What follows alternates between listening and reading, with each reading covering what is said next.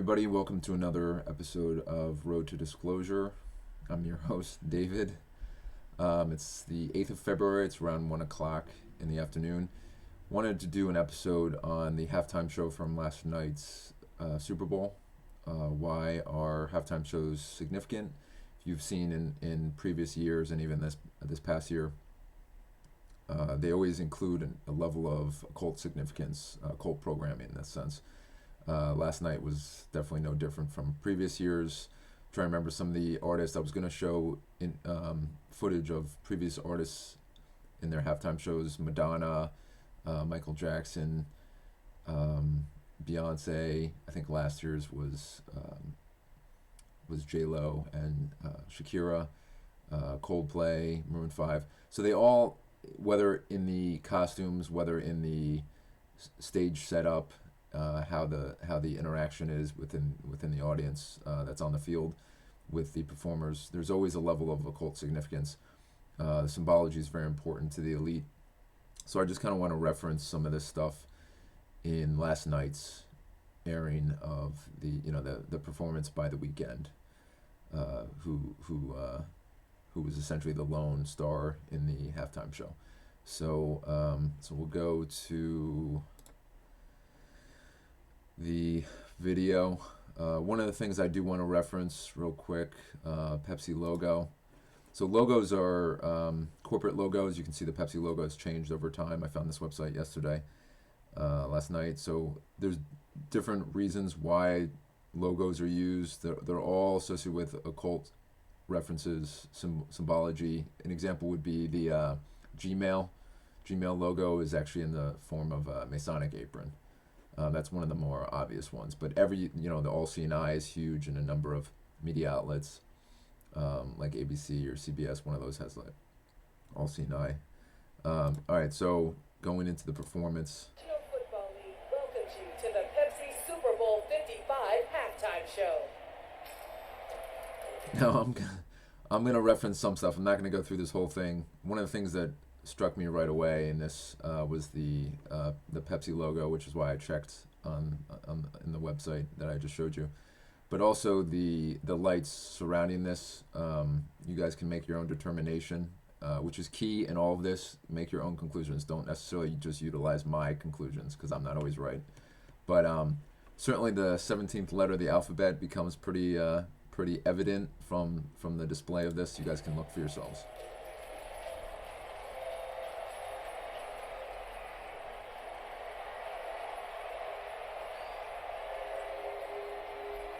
So you guys can see the light there, obviously in reference to the 17th letter of the alphabet. Whether that's significant, I guess we'll find out. I don't know how significant it is, but it's pretty obvious.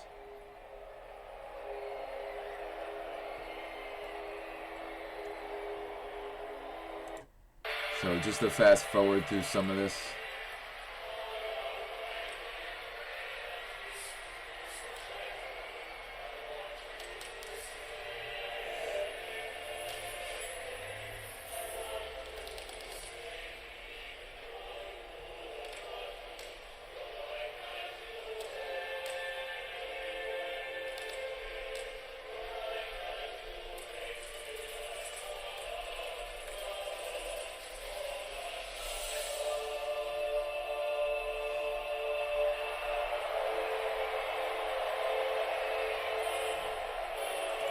All right. This is huge in terms of more associated with dark occult significance. So you had this descending figure in this white robe. You see all the chorus here, a bunch of white robes, robot heads, satanic eyes kind of thing, demonic eyes, I should say.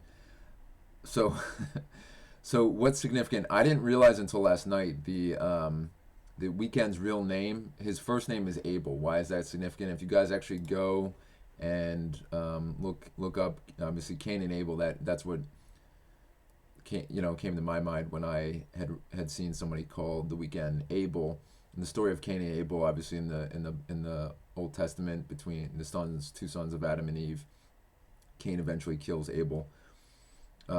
Cain is a significant character in the elites. The elites believe they are direct descendants. The top elites, Illuminati elites, believe they are direct descendants of the fallen angels. Whether or not that's true or not, they still believe this. They believe they're direct descendants of Lucifer, Satan, the fallen angels. So the story of Cain and Abel is significant in terms of what they believe, their ideology.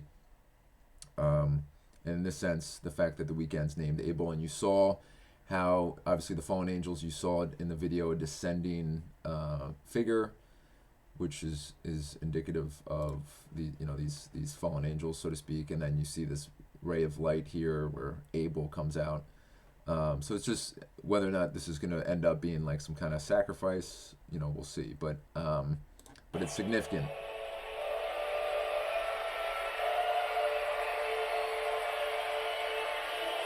So I'm just going to fast forward.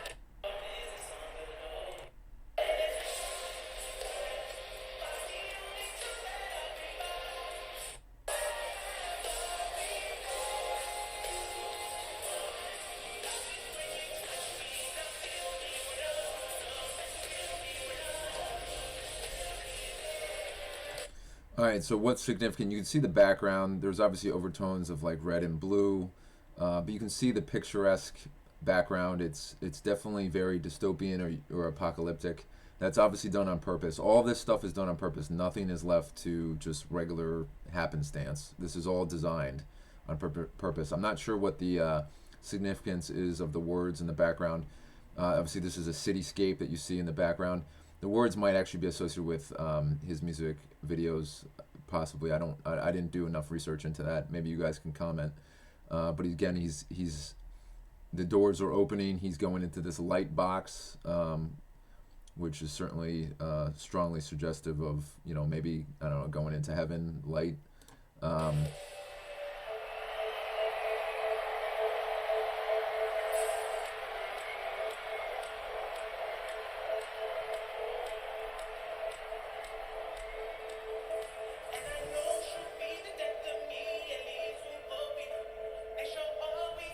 So there's significance here. I'm not exactly sure what it is, but he's in this space, this small space of like, it's all light based in here. So significant in that sense. Fast forward, you can see some of his clones come in. All right, this is big too. The rising full moon. Huge occult significance with celestial objects. Huge. And so this is, in terms of celestial objects, alignments, full moons in particular, it's suggestive of energies. The elites love to utilize, let's say, black magic in order to control the masses. They incorporate rituals and ceremonies that they conduct to control the consciousness of the planet. And so celestial alignments are huge in that, if you didn't already know.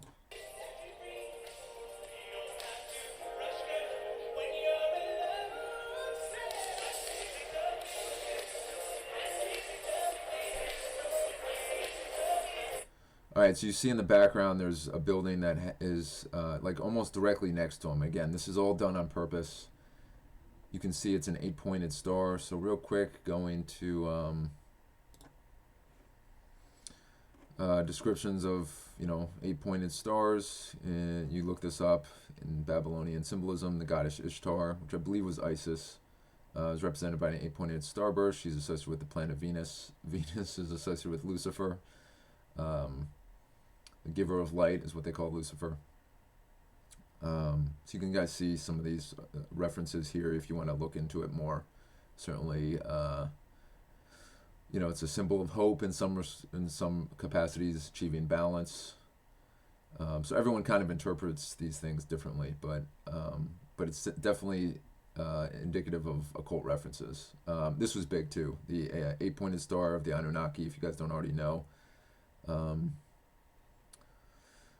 The Anunnaki essentially were our progenitors. I'm not going to go into that right now though, but essentially the creators of Adam and Eve, Enki, Enlil, if you guys have ever, Anu, if you guys have ever studied the Anunnaki, which were the gods that the Sumerians, ancient Sumerians, worshipped.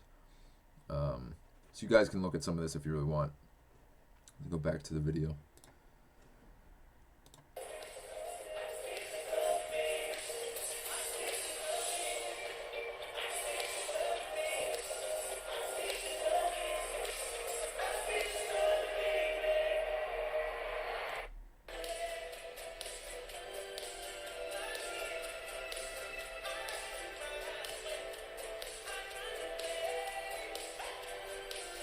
You can see over to the right hand side there's a ship. I don't know if that's a pirate ship. It looks kind of like a pirate ship. That's significant. Like, why would it even be there? I don't know if there's a specific reason why that would be there. But pirate ships, Pirates of the Caribbean, referenced as the Knights Templar. Knights Templar were big, I believe, in the 14th century. I mean, they were prominent for, I think, 200 years, but they lost influence among the church and in France, and Friday the 13th, all those references, and when they were expelled from their order, they essentially, some sources like David Wilcock has acknowledged the Pirates of the Caribbean are essentially the descendants of the Knights Templar, and then becoming bankers in a number of areas of the world. So I thought that was significant. So I'm going to fast forward through some of this.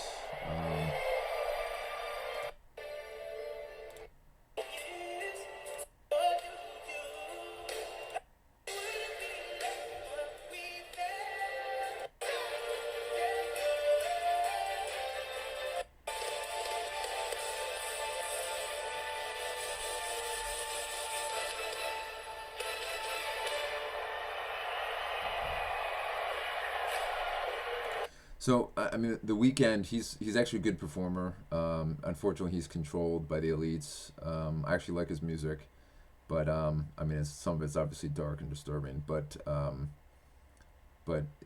of this, I mean, whether or not he's controlled by the elites, I mean, it's pretty obvious. All these people are, to an extent, controlled under mind control, levels of control. In terms of mind control, the elites will abduct these celebrities once they reach a certain point of influence on the public. If they don't comply, if they can't essentially get them to sign their souls over, do a blood sacrifice by signing a contract for wealth and status, they certainly can abduct them, torture them to the brink of death. Where, if you've ever researched it, dissociative identity disorder or multiple personality disorder causes the mind to split, and then alters can be controlled through programming. So a lot of entertainers, particularly in the music industry and Hollywood, are enslaved in this way. So just so you guys are aware.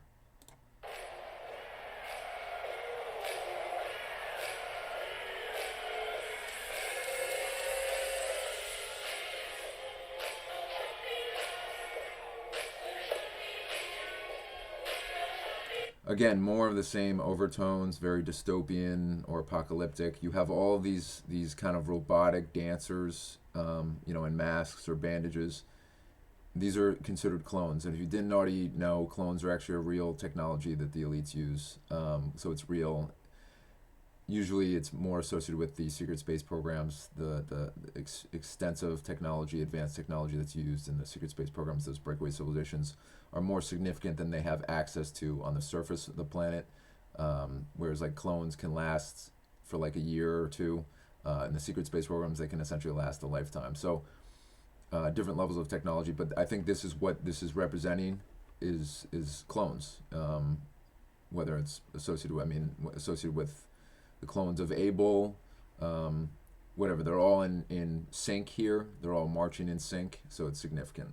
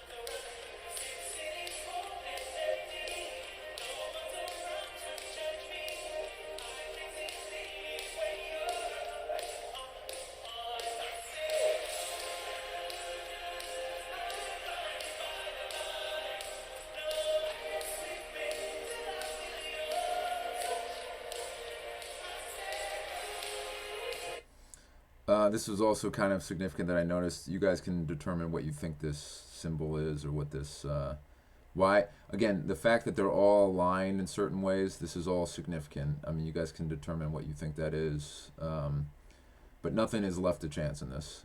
So that's pretty much, I don't think there's anything else.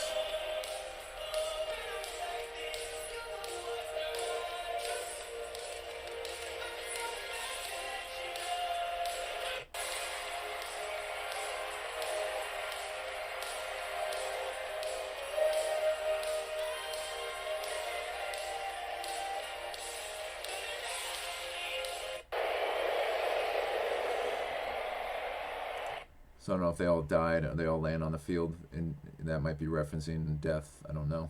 Sacrifice. I mean, you guys can look back at other Super Bowls. There's always, obviously, the Madonna Super Bowl over here. She's wearing, like, costumes that I think are kind of referencing one of their gods, whether it's, I don't know if that's Ishtar, or if it's Baphomet, or whomever it is.